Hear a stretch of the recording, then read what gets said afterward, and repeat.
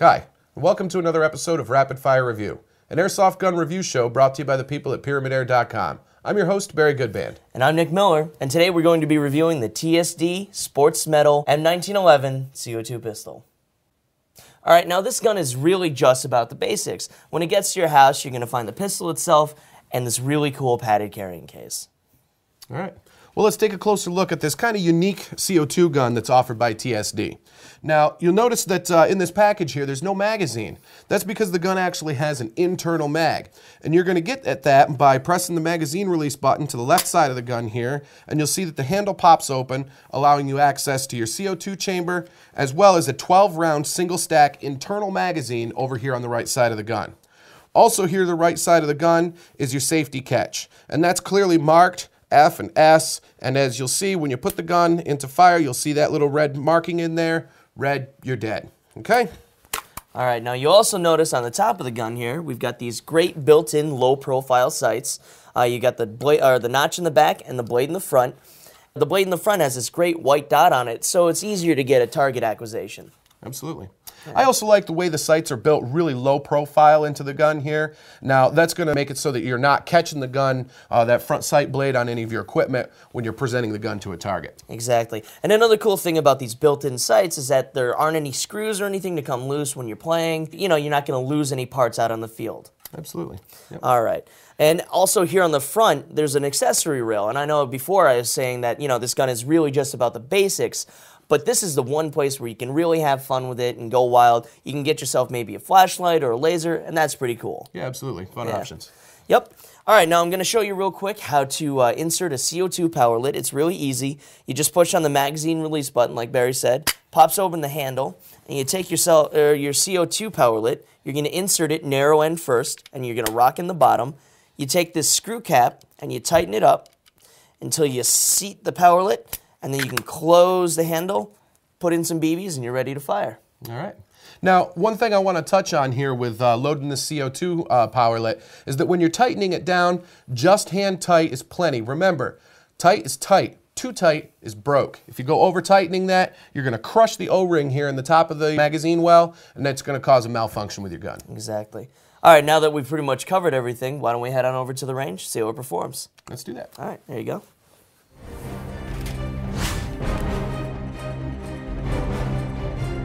So we're here at the range, and we've got a chronograph set up, and we're going to put the M1911 through its paces. Barry, why don't you show us how to load this unique weapon?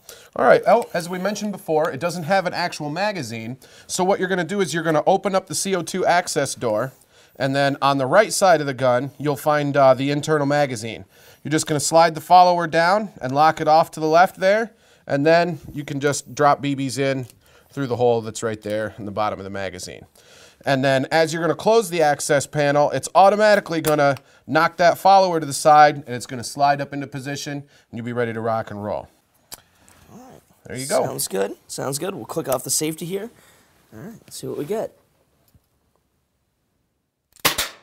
439, 462, 459, 459, and 452. Not bad. Yeah, not right bad. there in the 450 range. Yeah. That's pretty hot. Yeah, it is pretty hot. But you know what? Since it's not a blowback gun, all of the power from the CO2 is being channeled right behind the BB, so you're going to get these really high FPSs. Since it's not wasting any of the economy, the gas economy. So. Yeah. All right. Well, it's back on safe. Barry, why don't you show us the accuracy of this piece? All right.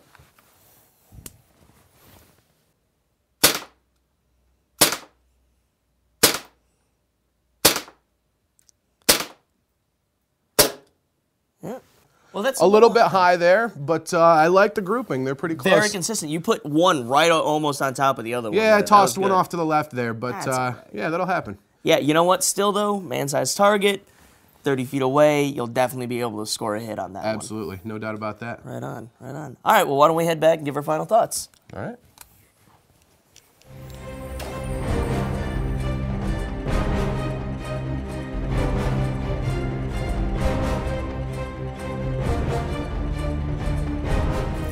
All right, now that we're back here from the range, Barry, why don't you give us your final thoughts on the TSD M1911? All right, well, I think you hit the nail right on the head when you opened this episode by saying that it was all about back to basics with this piece, and that is absolutely the key here. We touched on it before. Up here in upstate New York in the cold winter months, reliability is absolutely a premium with us. We also play a rule where if your primary weapon takes a hit, it's out of action. So a good, reliable sidearm absolutely is definitely the way to go with the players and with the group that we play with up here. And this CO2 gun absolutely delivers that. We've also touched on previous episodes the reliability of CO2 in cold weather over that of propane or green gas. It just is a better functioning system for those cold winter months. Exactly. You know, in touching on CO2, for me, the thing I love about this gun is the gas economy. You know, you can get a ton of shots out of that CO2 powerlit because, you know, it's not a blowback gun. And with blowback guns, you know, a lot of the gas is being used to cycle the function, you know, blow back the slide. With this one, it's all behind the BB, which means that you're going to, one, get really high FPS ratings, and two, like I said, you're going to get a ton of shots out of that CO2 powerlit. You're going to save some money there, you know, but the nice thing about the high FPS ratings is that maybe you want to pick up, you know, a heavier weight BB, like maybe a .25 or maybe even a 3.0 gram BB, so you can get, you know, a little better accuracy at farther ranges, and you're going to get a higher impact on target. Absolutely. Yep, I'd agree with that. All right. Well, I think that's all the time they gave us for this piece, but keep your eyes open because we'll be back with another cool gun in the very near future, brought to you by the people at Pyramydair.com. But until then, I'm your host, Barry Goodban. And I'm Nick Miller. And remember, if you've got any questions at all, feel free to email us at rapidfirereview@pyramydair.com. And one more thing before we go, guys. Always remember that airsoft guns are realistic copies of actual firearms. So always play safely and responsibly. And we'll see you guys on the field.